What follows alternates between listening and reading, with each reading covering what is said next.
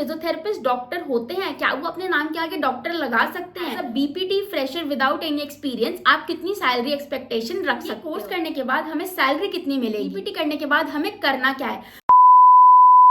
अगर आप भी बीपीटी करने का सोच रहे हो या फिर अगर आपने भी अभी बीपीटी में एडमिशन लिया है तो एक बहुत ही ऑनेस्ट क्वेश्चन है कि क्या 2026 में बीपीटी करना इज वर्थ इट और नॉट। अब इस क्वेश्चन का आंसर तो आपको ये वीडियो देखने के बाद ही मिलेगा। So hello everyone, my name is doctor Shreya Sharma and currently I am an assistant professor and मेरे पास बहुत सारे बच्चों के क्वेश्चंस आते हैं, मेल्स आते हैं कि क्या बीपीटी करना एक्चुअली वर्थ इट है या नहीं, इसका स्कोप क्या है, इसमें सैलरी कितनी होती है, क्या हमें ये कोर्स करना चाहिए या नहीं करना चाहिए, क्या फिजियोथेरेपिस्ट डॉक्टर होते हैं, क्या हम मेडिकेशंस दे सकते हैं, हम पेशेंट को ट्रीट कैसे करते हैं एंड ऐसी बहुत सारी चीजें होती हैं जो कि एक फ्रेशर को पता होनी चाहिए अगर आप बीपीटी कोर्स में एडमिशन ले रहे हो तो चलो इन सारी बातों को एड्रेस करते हैं आज हम इस वीडियो में। आगे बढ़ने से पहले हमें ये पता होना चाहिए कि इस साल से यानी कि फॉर द एकेडमिक सेशन 2026-2027 एनसीएएचपी की जो गाइडलाइंस हैं वो लागू हो गई हैं। तो अब ऑल ओवर इंडिया एक स्टैंडर्डाइजेशन आ गया है, जैसे कि जो आपका सिलेबस है अब वो ऑल ओवर इंडिया सेम रहेगा फॉर बीपीटी कोर्स।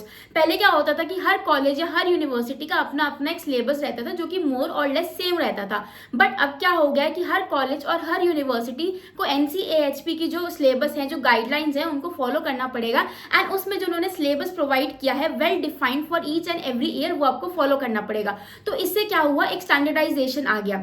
दूसरी चीज क्या हुई कि पहले जो आपकी इंटर्नशिप 6 मंथ्स की हुआ करती थी, अब जो आपकी इंटर्नशिप है in your BPT course it will be of 1 year now. तो इससे क्या होगा कि जो आपकी क्लिनिकल प्रैक्टिस है वो और अच्छे से इंप्रूव होगी एंड इवेंचुअली ये जो हमारा प्रोफेशन है उसकी बेटरमेंट के लिए ही ये सारे चेंजेस किए गए हैं एंड ये जो सारे चेंजेस किए गए हैं ये इस साल वाला जो एकेडमिक सेशन है उस पर लागू हो गए हैं। अगर एकेडमिक पॉइंट ऑफ व्यू से देखा जाए तो it is a very good step and ये हमारे प्रोफेशन के लिए बहुत ही ज्यादा हेल्पफुल रहेगा। अब बात करते हैं स्कोप की कि अगर आप बीपीटी करते हो और अपने 5 साल आप इस कोर्स में लगा रहे हो तो क्या इसके बाद कोई स्कोप है भी या नहीं है, या फिर आपके जो 5 साल है वो पूरे वेस्ट हैं। बहुत लोगों को आज की डेट में भी ऐसा लगता है कि जो फिजियोथेरेपी है वो बस ऑर्थोपेडिक्स तक ही लिमिटेड है, but it is not the reality. जो फिजियोथेरेपी का कोर्स है यानी कि जो एक फिजियोथेरेपिस्ट है वो एन नंबर ऑफ पेशेंट्स को ट्रीट करते हैं, जिसमें आपकी वुमेन्स हेल्थ आ जाती है, न्यूरोलॉजिकल केसेस आ जाते हैं, स्पोर्ट्स के केसेस आ जाते हैं, कार्डियोपल्मोनरी केसेस आते हैं, पेडियाट्रिक्स, जेरियाट्रिक्स, ऑर्थोपेडिक्स तो है ही है।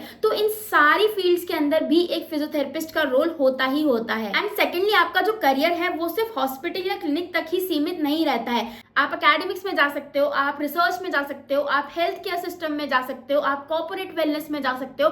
सो there are an number of options जहां पे आप अपना जो करियर है वो सिक्योर कर सकते हो। सो डेफिनेटली आगे आने वाले टाइम में it has a lot of scope. And हाँ, एक क्वेश्चन जो कि हर बच्चे के दिमाग में होता है, क्या फिजियोथेरेपिस्ट डॉक्टर होते हैं? क्या वो अपने नाम के आगे डॉक्टर लगा सकते हैं? तो जी हाँ, जैसे मैंने आपको बताया कि एनसीएचपी की जो गाइडलाइंस है वो आ गई हैं एंड वो इस साल से लागू हो गई हैं। तो वहां पे उन्होंने साफ साफ मेंशन कर रखा है एंड क्लैरिफाई कर रखा है कि एक फिजियोथेरेपिस्ट अपने नाम के आगे डॉक्टर लगा सकते हैं and in prefix they have to use PT to denote that they are physiotherapist. So definitely आगे आने वाले टाइम में physiotherapy will have a lot more scope than it has now. Now coming to the most important and crucial thing in any course, that is salary, कि ये course करने के बाद हमें सैलरी कितनी मिलेगी। आपने सोशल मीडिया पे बहुत सारे रील्स देखे होंगे जहां पे आपको ऐसी बातें बताई जाती है कि आप बीपीटी का कोर्स कर लो, उसके बाद आपको 50,000 से लेके 1 लाख रुपए तक की सैलरी मिल जाती है, विच इज पार्शली ट्रू। अब इसका मतलब क्या हुआ मैं आपको बताती हूँ, क्योंकि मैं इस प्रोफेशन में ग्राउंड रियलिटी से जुड़ी हुई हूँ। तो जो आप इस सोशल मीडिया पे बातें देखते हो ना, ये आधी सच होती है और आधी झूठ होती है।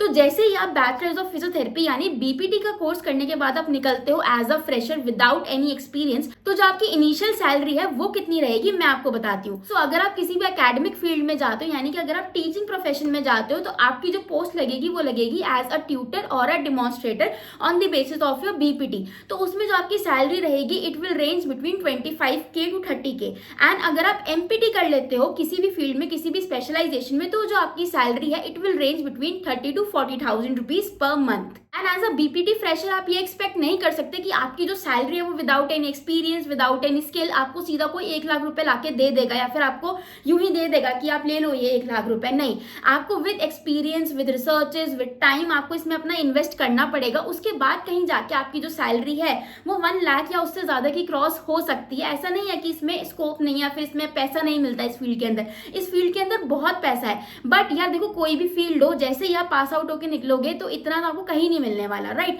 सो इस फील्ड में भी gradually and over the years अगर आप मेहनत करते हो, अपने आप को अपडेट करते रहते हो, रिसर्चेस में ध्यान देते हो, अपनी स्किल्स को इंप्रूव करते हो, तो आपकी सैलरी 1 लाख से भी ऊपर जा सकती है। बट ये जो मैंने आपको रेंज बताई है, ये आपकी इनिशियल सैलरी है after doing your BPT. So I think अब आपको एक क्लियर आइडिया लग गया होगा कि as a BPT fresher without any experience आप कितनी सैलरी एक्सपेक्टेशन रख सकते हो। इसके बाद आता है सबसे बड़ा सवाल कि बीपीटी करने के बाद हमें करना क्या है। सो देखो, बीपीटी करने के बाद आपके पास बहुत सारे ऑप्शंस हैं। कौन कौन से? सबसे पहला तो ये है कि आप एकेडमिक्स में चले जाओ, आप डिमॉन्स्ट्रेटर या ट्यूटर की पोस्ट के लिए अप्लाई कर सकते हो। दूसरा ऑप्शन आपके पास ये है कि आप कोई हॉस्पिटल या क्लिनिक ज्वाइन कर लो, ठीक है, वहां से आप एक्सपीरियंस गेन कर सकते हो। तीसरा ये है कि आप खुद का एक क्लिनिक सेटअप कर सकते हो। But what I would suggest कि आप तुरंत बीपीटी के बाद अपना क्लिनिक सेटअप ना करो तो ज्यादा अच्छा है। आप किसी हॉस्पिटल या क्लिनिक में पहले एक्सपीरियंस ले लो, उसके बाद अपना क्लिनिक सेटअप करोगे तो ज्यादा बेटर रहेगा। उसके बाद आपके पास क्या ऑप्शन है कि आप कोई भी गवर्नमेंट जॉब के लिए एलिजिबल हो जाते हो आफ्टर डूइंग योर बीपीटी। सो अगर आपका एम है कि आपको गवर्नमेंट जॉब के लिए प्रिपरेशन करनी है, आपको गवर्नमेंट जॉब में जाना है, तो उसके लिए भी आप एलिजिबल हो जाते हो and you can pursue that also. उसके बाद नेक्स्ट ऑप्शन क्या रहता है कि आप आगे की अपनी हायर एजुकेशन कंटिन्यू करो। या तो आप एमपीटी कर सकते हो, आप एमबीए कर सकते हो, उसके बाद आप पीएचडी कर सकते हो, ठीक है। तो there are an number of option जो कि आप कर सकते हो आगे। एंड इनमें से अगर आप कोई सा भी ऑप्शन चूज करते हो ना, तो हर ऑप्शन में बहुत अच्छा स्कोप है एंड बहुत ब्राइट फ्यूचर हो सकता है आपका, अगर आप राइट तरीके से मेहनत करते हो और डायरेक्शंस को फॉलो करते हो। सो आई होप कि इस वीडियो से आपको काफी क्लैरिटी मिल गई होगी कैसे आपको काम करना है, क्या बीपीटी कोर्स है, क्या होता है, कैसे नहीं होता, सैलरी क्या है, स्कोप क्या है and all that stuff. And ऐसे ही इन्फॉर्मेटिव वीडियोस के लिए मेरे चैनल को जरूर सब्सक्राइब करते जाना।